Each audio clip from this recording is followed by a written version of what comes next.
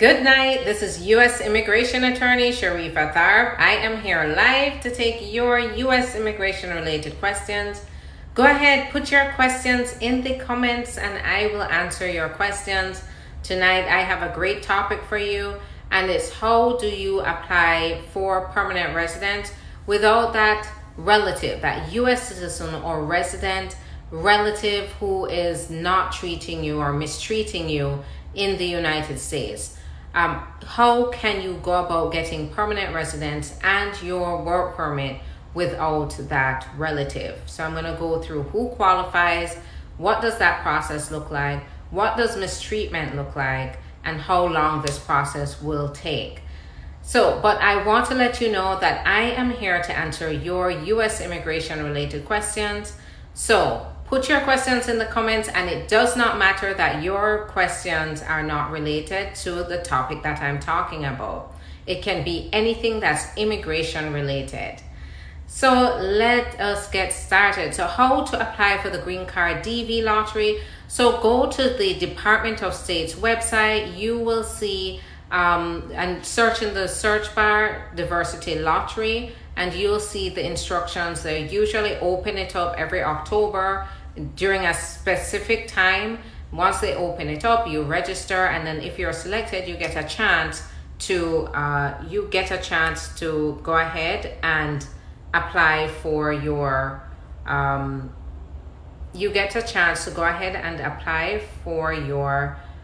permanent residence. So keep those questions coming because I am here to answer your U.S. immigration related questions. So keep putting those questions in the comments while I talk about this topic. All right, so let's see. When would you need an affidavit of support? So great question. So the affidavit of support is usually required during adjustment of status process and also through consular processing. Adjustment of status is when you're applying for permanent residence in the United States, and consular processing is when your immigrant relative is outside of the United States and you need to apply for them to come to the United States. The affidavit of support during adjustment of status is required while you're applying for the adjustment of status application. And then the affidavit of support, if your relative is abroad, is going to be required when it's at the National Visa Center and the National Visa Center requests it. They usually submit first an invoice for you to pay for the affidavit of support, and then they open up the affidavit of support to be able to accept your actual application. How long after you get married to a U.S. citizen you put in the paperwork. So there is no set time for you to put the paperwork in. However, rhythm and spice, always best to get legal advice before you file anything, because I don't know your particular circumstances, and so yeah, timing may very well affect you in particular. Generally, there's no rule. However, timing along with proving the bona fides of your marriage and the timing of the application overall can very well have certain implications that you want to make sure that you are aware of and you understand how to approach your application. So that's where you should schedule a consultation to get personal legal advice, because the information that I'm giving you is not personal legal advice. It is general information. So keep those questions coming. I'm talking about applying for permanent residence, so status, work permit, permanent residence in the United States. When you do have a U.S. citizen or a legal permanent resident, spouse, a parent if you're under 21, but if somehow this parent mistreated you and that caused the delay of your application, you can apply as long as you're under 25. And if a U.S. citizen's son or daughter is mistreating you, then this could be a way for you to apply for status, work permit, and permanent residence in the United States. So even if you came into the country without permission, even if you're out of status, if you're in this situation and this is happening to you, just know that this is here for you to be able to still get permanent residence. Because you do have situations where the spouse, the parent, or even the citizen son or daughter, they are mistreating you and they're focused, they're not applying for you, or that they are using your immigration status against you. So the last thing they want for you to do is obtain permanent residence. In a situation like that, you'll need to definitely look at this option to pursue status, work permit, and your permanent residence.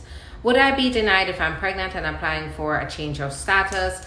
So it's a gamer woman. It just depends on your circumstances. So what kind of change of status are you applying for? What status? From what status to the other are you applying for? So that is going to definitely require a consultation to determine whether that could possibly affect. If you're going from a non-immigrant status to another type of non-immigrant status, then they could very well look at the pregnancy, if they're even aware of your pregnancy, by the way. They don't usually ask questions about pregnancies, but it depends on what your process is and at what point in the pregnancy you're in.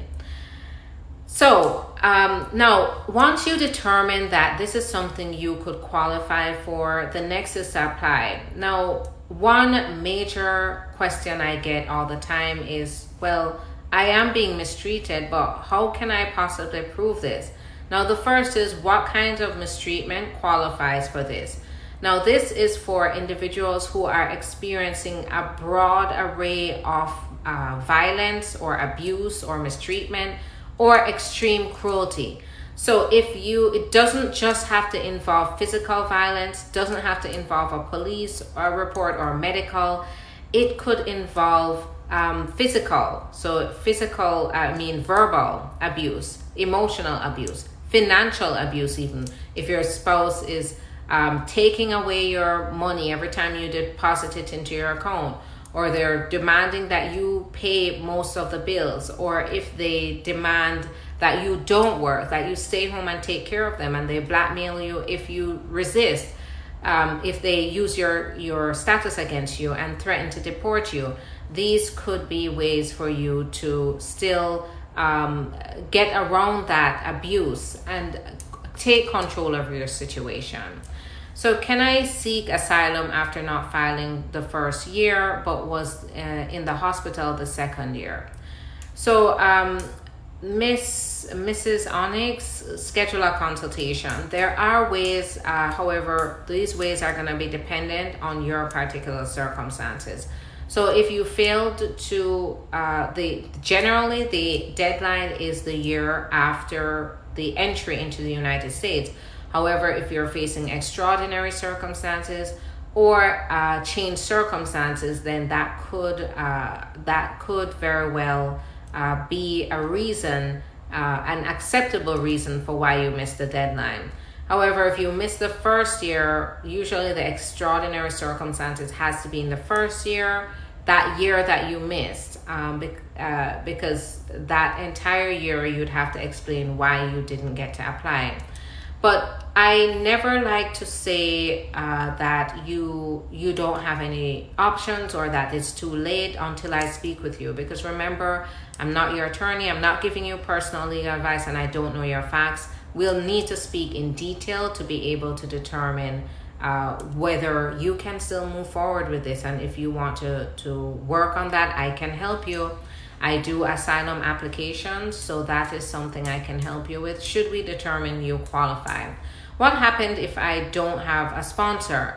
So if you don't have a sponsor, as in for the affidavit of support, I'm thinking, so Erica, this could go both ways. If you don't have a sponsor, so you don't have any way of qualifying for permanent residence, then your options would be limited. And it really would come down to what are there any alternatives based on your situation. Now, if you're talking about the affidavit of support, then if you don't have a sponsor and you're not meeting the income requirements within the affidavit of support, then you will not be approved. If the affidavit of support is required. That is one thing with the VAWA application. This is what I'm talking about, where you can apply for permanent residence on your own if you're being mistreated by certain qualifying U.S. or resident relatives. This is a spouse, the U.S. citizen or resident spouse, a parent if you're under 25, or a U.S. citizen son or daughter 21 and up. If these are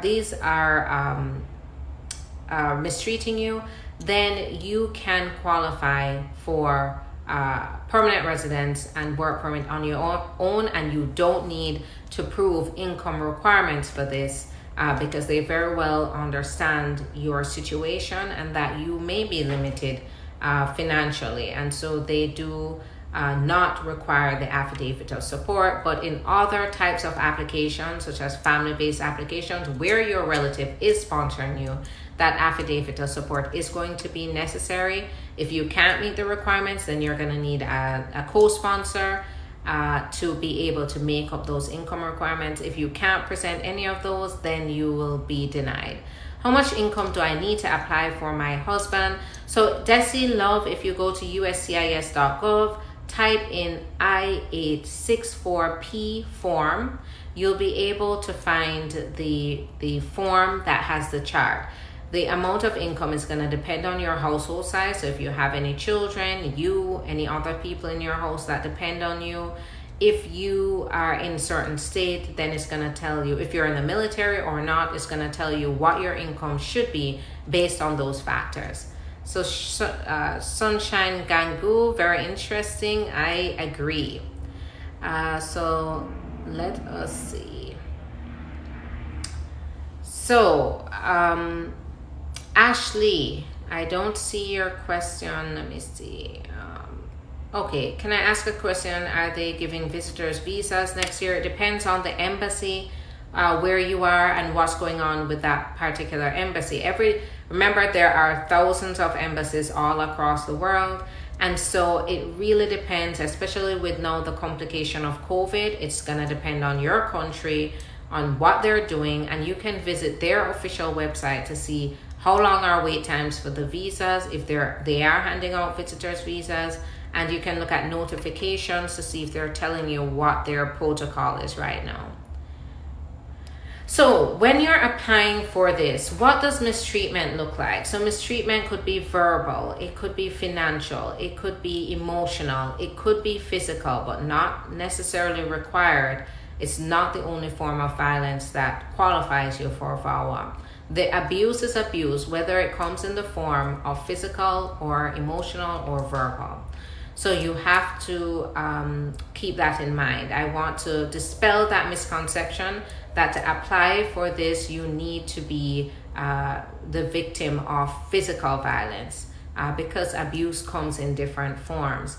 Now, if my rule of thumb is if you are in this volatile relationship with your spouse, your parent, or your citizen son or daughter, you feel like they're being cruel to you, you feel like they're intentionally mistreating you, you feel like they are doing things to be abusive towards you, then at that point, schedule a consultation and let's explore whether you qualify for this. And if you do, I can get started right away to get this done for you. You would be able to get a work permit, you would be able to still go on and apply for permanent residence, all without involving this relative.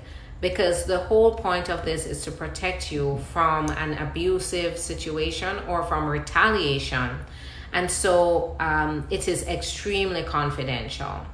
So Ashley, perfect, thank you so much. You're welcome. My dad applied for his sister's family, so my stepmom volunteered. Can she apply for me? So your dad applied for his sister's family, so stepmom volunteered. Can she apply for me? So if you qualify as a stepchild under immigration law, that means that your dad and your stepmom got married before you turned 18, then you could very well qualify to be sponsored by your stepmom. But I don't know all your circumstances, Kelsey, so it may be possible, but that's where you should schedule the consultation. And if you're talking about the affidavit of support, so anybody who is willing to submit an affidavit of support, so friends, family members, can go ahead and submit affidavits of support. So if your stepmom is willing to submit an affidavit of support, then it could work in that case.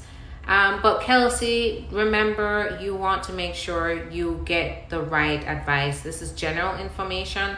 Of course, it's helpful, but I never advise anybody to act on general information until they get a personal consultation. Now, I'm going to take pause to let you know how you can schedule a consultation with me to get personal legal advice. You can go to the link in my bio. There are different options. You can follow me on Instagram if you want, where most of my income is, where most of my content is. So most of my content is on Instagram. So you can go there, follow me, and you can also go to the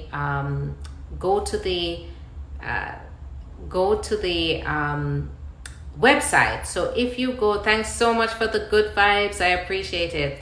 So if you go to the button that says website, it'll take you to the website, and you will see the different ways. Shan Matic, thanks so much for the likes, I appreciate that. Thanks so much for the good vibes, everyone, and for always being so welcoming and tuning in.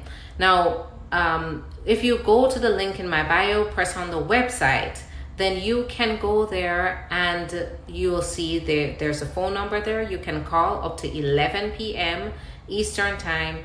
You can also contact me through the web form, or you can speak to the scheduling coordinator through the chat. When you do that, they would get back to you and schedule the consultation. So hey, I'm an LPR and I sponsored my wife in February 2020. I haven't gotten a response from USCIS as yet. So you are not alone, Javed. Make sure you check on your case status and check on the case processing times. If you are within the case processing time, then just hang, it's a waiting game. But if you're outside, there may be a possibility for you to submit a case inquiry. So I don't feel safe in Trinidad. Can I apply to go live in the US? So it's, it's not, so unfortunately, it is not that cut and dry where you can just apply because you don't feel safe. Usually what happens is individuals who do come to the United States can seek asylum, but in order to qualify for asylum, you have to have a credible fear of persecution in your country based on your particular social group. So if you are and this is just an example because social groups can be any social group that is being persecuted. Stacy, Gustav, thanks for the follow. So if, for example, you are a part of a religious group that's being harmed, threatened, economically coerced, to even killed in your country, then this could be a basis for asylum. Usually, though, to apply for asylum, you have to be in the United States. And so that's why some individuals come to the border and seek assistance because they too are in fear of returning to their country. So it's not something where you can apply from Trinidad, unfortunately. So great questions so far. Now I have been talking about applying for permanent residence through on your own if you are being mistreated by certain qualifying relatives. And so remember, it's the spouse, if you have a U.S. citizen or a resident spouse, if you have a U.S. citizen or a son or daughter 21 and up, or if you have a U.S. citizen or resident parent and you're under 25 and you're being mistreated, then this could be a possible path for you. If you're in the United States and you're currently suffering from mistreatment, extreme cruelty, then you could submit an application to the USCIS to get your own status, own work permit. So that's what I do for my clients. I prepare these applications. I help them to gather the evidence and to really communicate to the officer in a clear way why you qualify for this form of relief. That is very important. So one piece of advice I want to leave with you is do not underestimate this process. It's not just a matter of writing on the form that you're being mistreated. You have to attach evidence. The evidence has to be credible evidence.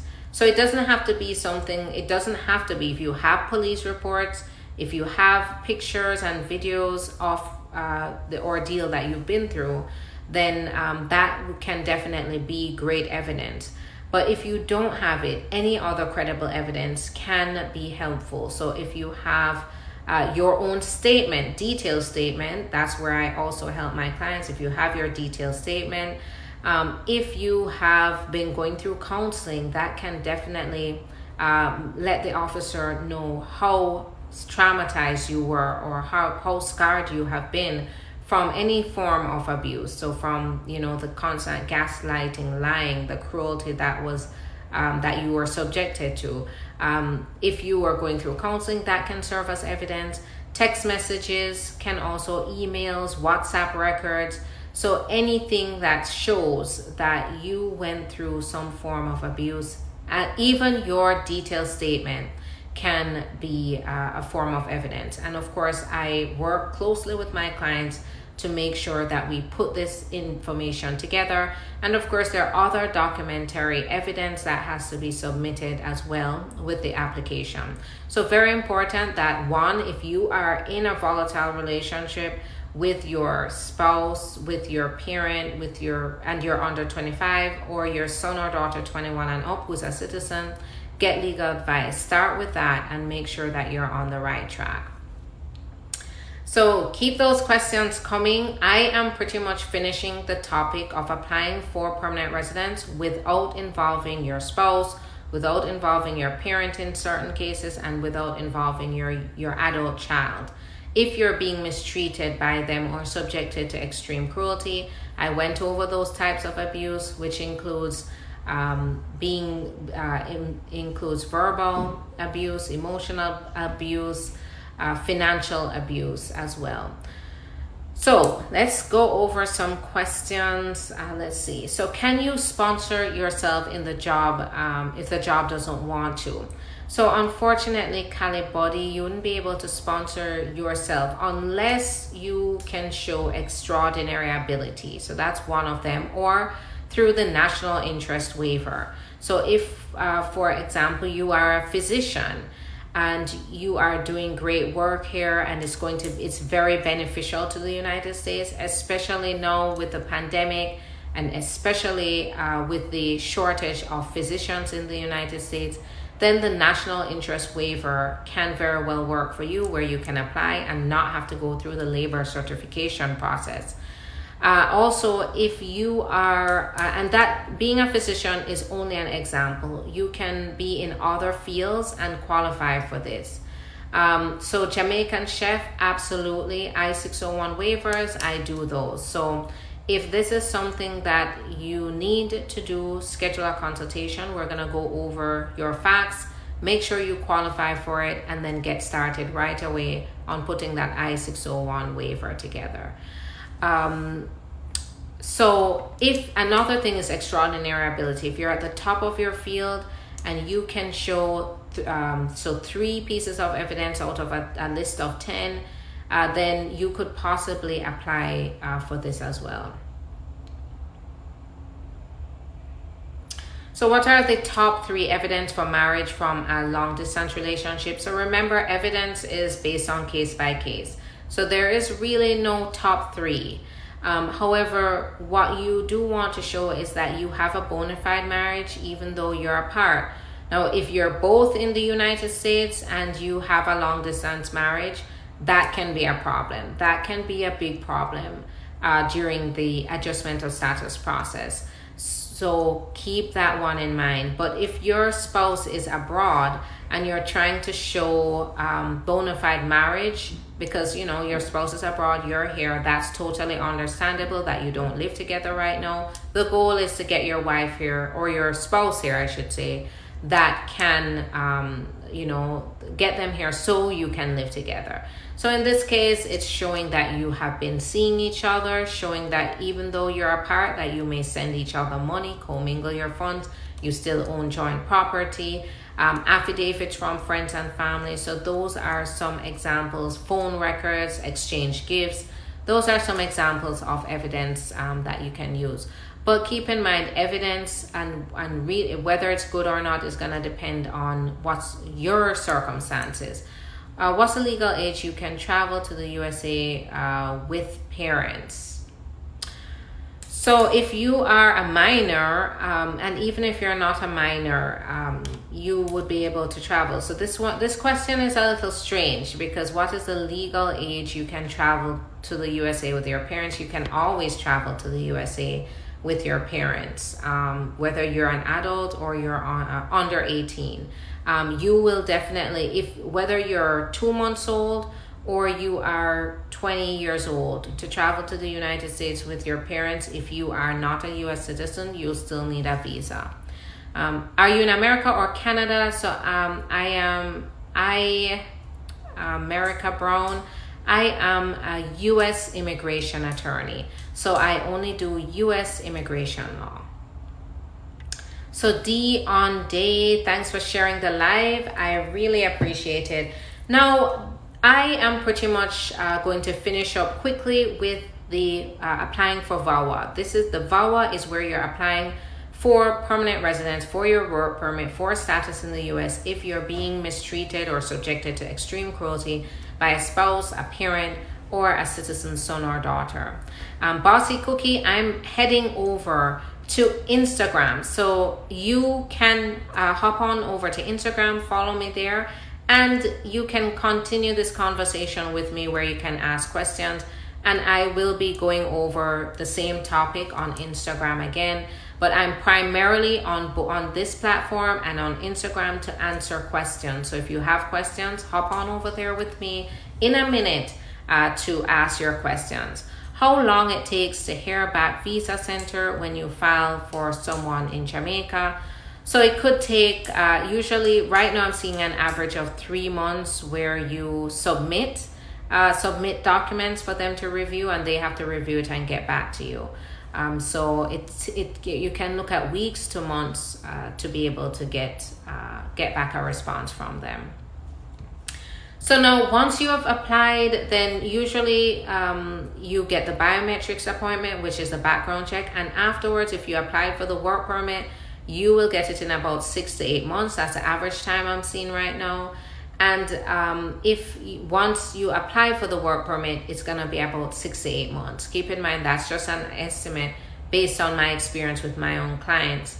And then after that, you would get a prima facie. So you could either get it before the work permit or after. The prima facie notice is a letter that states that they have reviewed your application and they believe you qualify, but they have to do a more detailed evaluation.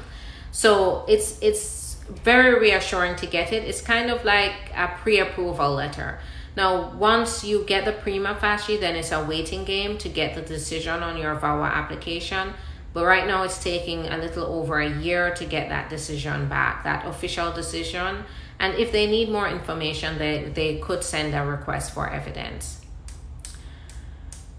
So they put the wrong date of birth on my visa. Would that be a problem? So yes, it could possibly be a problem. You'll need to get in touch with the embassy and request they correct that. So I'm going to head over to Instagram now. That's where most of my content is. So if you want to get updated content about immigration, about ways to obtain permanent residence, especially if you're out of status, head on over there where you can really get some tips and ask me questions there at 9:30 p.m. Eastern time. So if you know you're gonna need a consultation, go ahead and go to the link in my bio, go to the website. It's going to, the phone number is there, the web form is there, and then there's an online chat. Scheduling coordinator is available up until 11 p.m. tonight. And I am America Brown. It is My IG is The Immigration Attorney, same as here. And you can go to the link in my bio, click on the Instagram button. If it doesn't work though, you can go to IG and just hit The Immigration Attorney. If you want to get constant updates through videos and then join me on live, or if you don't see me on here and you always want to check out my live, I'm always gonna be on Instagram at 9:30 p.m. Eastern time. So if you don't see me here, you will see me on Instagram, and you will even see me on YouTube on Thursdays at 6 p.m. Eastern time.